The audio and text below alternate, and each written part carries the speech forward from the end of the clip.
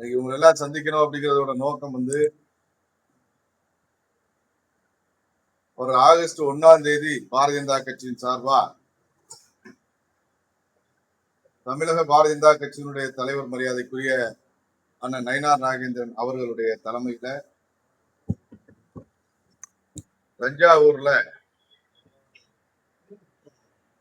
மேகதாதுல அணை கட்ட முயற்சி எடுக்கக்கூடிய கர்நாடக காங்கிரஸ் அரசாங்கத்தை கண்டிச்சு, அதே மாதிரி தமிழ்நாட்டுக்கு உரிய நீரை உரிய நேரத்துல கொடுக்காத கர்நாடக காங்கிரஸ் அரசாங்கத்தை கண்டிச்சு ஒரு மிகப்பெரிய போராட்டத்தை தஞ்சாவூர்ல நடத்தலாம் அப்படின்னு பாரதிய ஜனதா கட்சி முடிவு பண்ணியிருக்கோம். அதுல பாரதிய ஜனதா கட்சியினுடைய மாநில தலைவர் மரியாதைக்குரிய அண்ணன் நயினார் நாகேந்திரன் அவர்கள் கலந்துக்கிறாரு. இன்னும் தேசிய அளவில் இருக்கக்கூடிய பொறுப்பாளர்கள் கலந்துக்கிறாங்க. தமிழ்நாட்டில் இருக்கக்கூடிய முன்னாள் மாநில தலைவர் முன்னாள் மத்திய அமைச்சர் அண்ணன் பொன் ராதாகிருஷ்ணன் அவர்கள் கலந்துக்கிறாங்க. அதே பாரதிய ஜனதா கட்சியினுடைய மூத்த தலைவராக இருக்கக்கூடிய அண்ணன் ஹெச் ராஜா அவர்கள் கலந்துக்கிறாங்க. தேசிய மகளிர் அணியினுடைய தலைவியாக இருக்கக்கூடிய வானதி சீனிவாசன் அவர்கள் மற்றும் இருக்கக்கூடிய நிர்வாகிகள் எல்லாருமே இந்த போராட்டத்துல தமிழ்நாட்டினுடைய உரிமையை மீட்டெடுக்கணும் அப்படிங்கிறதுக்காக ஒரு மிகப்பெரிய போராட்டத்தை பாரதிய ஜனதா கட்சி நடத்தணும்னு முடிவு பண்ணியிருக்கோம்.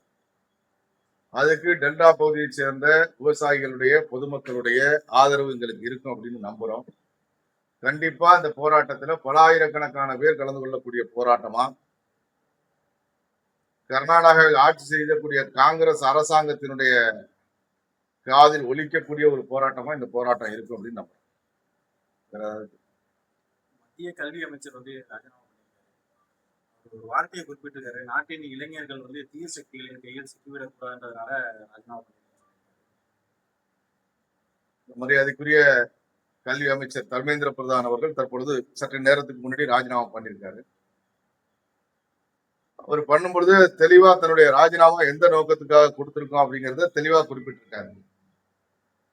ஒன்னும் நம்ம நாட்டில் இருக்கக்கூடிய மாணவர்களுடைய வாழ்க்கை பாதிக்கப்படக்கூடாது, தேச விரோதிகளுக்கு இடம் கொடுத்துடக்கூடாது அப்படின்னு 2 கருத்து அதுல வருது அப்படிதான் நினைக்கிறேன். ஏன்னு சொன்னா மாணவர்கள் வினாத்தாள் கசிவை எதிர்த்து போராட்டம் நடத்துறாங்க. வினாத்தாள் கசிவுக்கு எதிராக பாரதிய ஜனதா கட்சி என்ன நடவடிக்கை எடுக்கணுமோ அதெல்லாம் தொடர்ந்து எடுத்துக்கிட்டு இருக்காங்க. அந்த கசிவுக்கு காரணமானவர்கள் சிபிஐயால விசாரிக்கப்பட்டு கைது செய்யப்பட்டிருக்காங்க 13 பேர். அதே மாதிரி பிரதமர் அவர் உடனடியா விரைவு நீதிமன்றம் அமைச்சு அவர்களுக்கு தண்டனை பெற்றுக் கொடுப்போம், அதுல எந்த மாற்றமும் இல்லை அப்படின்னு அறிவிச்சிருக்கிறார். வினாத்தாள் கசிவு ஏற்பட்ட உடனடியாவே தர்மேந்திர பிரதான் அதுக்கு நான் பொறுப்பேற்றுக்கிறேன் அப்படின்னு சொல்லி தன்னுடைய மன்னிப்பை கோரி இருக்கிறார். கடந்த காலத்துல எத்தனையோ முறை வினாத்தாள் கசிவு ஏற்பட்டிருக்கு, மத்திய அரசாங்கத்திலையும் சரி மாநில அரசாங்கங்கள்லயும் சரி. இந்த மாதிரியான ஒரு மிகப்பெரிய போராட்டத்தை முன்னெடுத்திருக்காங்களா, அதுக்கு தீர்வு கிடைச்சிருக்கா? கடந்த காலத்துல போராட்டம் நடத்தி அதுக்கப்புறம் நீதிமன்றத்துக்கு போய் தான் சில தீர்வுகள் அவர்களுக்கு கிடைச்சிருக்கு. ஆனா நம்முடைய பிரதமர் நரேந்திர மோடி அவர்கள் இளைஞர்கள் மேல மிகப்பெரிய அக்கறையோட இருக்கக்கூடியவர். அப்படி இருக்கக்கூடிய நம்முடைய பிரதமர் இந்த வினாத்தாள் கசிவுக்கு எதிரான நடவடிக்கைகளை ரொம்ப தீவிரமா எடுத்துக்கிட்டு இருக்காங்க. இருந்தாலும் போராட்டம் நடத்தினாங்க, மாணவர்கள் நடத்தினாங்க. மாணவர்கள்ங்கிற போர்வையில அதுல பல பேர் உள்ளேயும் வந்திருக்காங்க. ஏன்னா பாகிஸ்தானை சேர்ந்தவங்க உள்ள வந்திருக்காங்கன்னு சொல்றாங்க. தற்பொழுது கூட பாத்தீங்கன்னு சொன்னா அமெரிக்காவில இருந்து காலிஸ்தான் பிரிவினைவாதிகள் 5 பேர் கைது பண்ணியிருக்கா சொல்றாங்க உள்ள எல்லையில. இப்படி உலக நாடு முழுவதும் இருக்கக்கூடிய இந்திய நாட்டிற்கு எதிரான சிந்தனை இருக்கக்கூடிய, இந்திய நாட்டுல அமைதி இருக்கக்கூடாது, அமைதியை சீர்குலைக்கணும் அப்படின்னு முயற்சி எடுக்கக்கூடிய பல அமைப்பை சேர்ந்தவங்க இந்த மாணவர்கள் நடத்தக்கூடிய போராட்டத்துல ஊடுருவி கலவரத்தை உண்டு பண்ணி பிரச்சனையை உண்டு பண்ணி இந்தியாவில அமைதியை சீர்குலைக்கணும் அப்படின்னு முயற்சி பண்றாங்க. இது உலக நாடுகளுடைய சதி இருக்கு அப்படின்னு சொல்லப்படுது.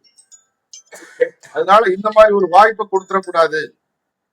ஏன்னா போராட்டம் நடத்துறாங்க, இப்ப சென்னையிலேயே போராட்டம் நடத்துறாங்க. போராட்டம் நடத்துறப்ப பாத்தீங்கன்னு சொன்னா அந்த பாட்டு பாடுறாங்க, அந்த பாட்டுல என்னென்னமோ வரும், ஓமியத்தை குடிக்கிறேன்னு பாடுறாங்க, என்னென்னமோ பிஜேபிக்கு எதிராக, RSSக்கு எதிராக, இந்துக்களுக்கு எதிராக பல வார்த்தைகள் அதுல கொண்டு வர்றாங்க.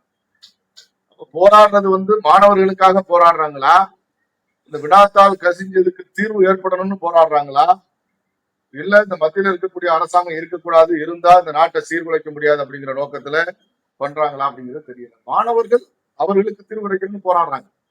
ஆனா அந்த மாணவர்கள் உள்ள போய் நுழையக்கூடிய பல பேர் மாணவர்கள் பேரை பயன்படுத்தி அந்த கூட்டத்துக்குள்ள போய் நுழையக்கூடிய பல பேர் அந்நிய நாட்டுடைய தூண்டுதல் இருக்கக்கூடிய சக்தியாகவும், பயங்கரவாதிகளுக்கு ஆதரவா செயல்படக்கூடியவர்களாகவும், பிரிவினைவாதம் வேணும் இந்த நாட்டில் அப்படின்னு செயல்படக்கூடியவர்களாக இருக்கிறாங்க அப்படிங்கிறதா எங்களுடைய கருத்து. அதனால நம்முடைய அமைச்சர் தெளிவா குறிப்பிட்டிருக்கார், மாணவர்களுடைய வாழ்க்கை பாதிக்கப்படக்கூடாது. ஏன்னா பயங்கரவாதிகளும் பிரிவினைவாதிகளும் உள்ள போந்து மிகப்பெரிய கலவரம் ஏற்படுது, துப்பாக்கி சூடு நடக்குது. உங்களுக்கு வங்கதேசத்துல நடந்துச்சு தெரியும். வங்கதேசத்துல இன்னும் போராட்டத்தை ஆரம்பிச்சாங்க.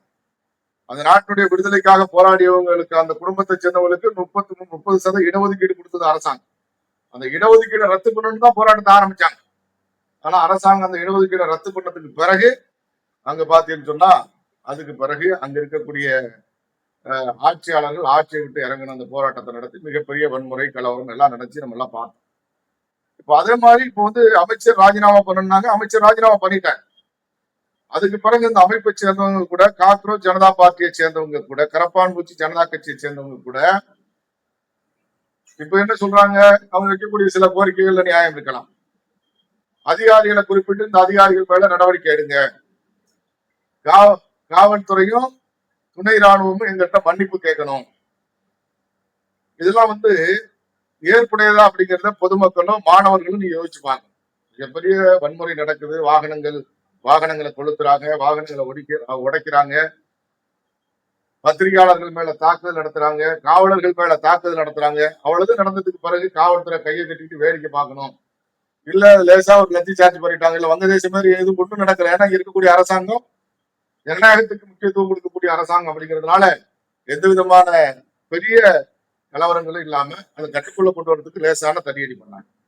இப்ப உடனே அவங்க மேல நடவடிக்கை எடுக்கணும், அவங்க எல்லாம் மன்னிப்பு கேட்கணும், எல்லாம் எழுத்துப்பூர்வமா நடக்கணும் அப்படின்னு ஒரு கோரிக்கை வைக்கிறாங்க. இது இந்திய நாட்டினுடைய அமைதிக்கு நல்லதான்னு தெரியல. தயவு செஞ்சு நாங்க மாணவர்களை கைகூப்பி கேட்டுக்கிறது என்னன்னு சொன்னா, மாணவர்கள் உங்க உரிமைக்காக போராடுங்க, அதுல எந்த தவறும் கிடையாது. ஆனா நீங்க போராடுற அதே காலகட்டத்துல உங்களோட போராடக்கூடியவர்கள் மாணவர்கள் தானா, இல்ல இந்த நாட்டினுடைய அமைதியை சீர்குலைக்க முயற்சி எடுக்கக்கூடியவர்கள் உள்ள வந்திருக்காங்களா அப்படிங்கறத நீங்க ஆய்வு பண்ணுங்க. ஏன்னா நம்முடைய பிரதமர் நரேந்திர மோடி மாதிரி ஒரு பிரதமர் இந்த நாட்டுல இனிமே கிடைப்பாரா எங்களுக்கு தெரியாது. மக்களுக்காக பணியாற்றக்கூடிய ஒருத்தர், அவருடைய ஆட்சியை இறக்கணும் அப்படிங்கிறதுக்காக ஒரு மிகப்பெரிய சதி உலக அளவுல இருந்து நடக்குது. ஏன்னா பிரதமர் நரேந்திர மோடி இருந்தா அந்த நாட்டை யாரும் அடிமைப்படுத்த முடியாது, சிறத்தன்மையோடு இருக்கக்கூடிய ஒரு அரசாங்கமா அந்த அரசாங்கம் இருக்கு. அப்படிங்கிறதுனால கடந்த காலம் மாதிரி ஒரு அரசாங்கத்தை உருவாக்கணும் அப்படின்னு முயற்சி பண்றாங்க. மாணவர்கள், படிச்சவங்க, படிக்கக்கூடியவங்க தயவு செஞ்சு நல்லா சிந்திச்சு பார்த்து இந்த நாட்டினுடைய அமைதியை சீர்குலைக்கக்கூடிய எந்த நடவடிக்கைகளில் ஈடுபடாம உங்களுடைய உரிமைகளுக்காக அமைதியான முறையில போராடுங்க. கண்டிப்பா அதுல தவறே கிடையாது. இதுதான் எங்களுடைய வேண்டுகோள்.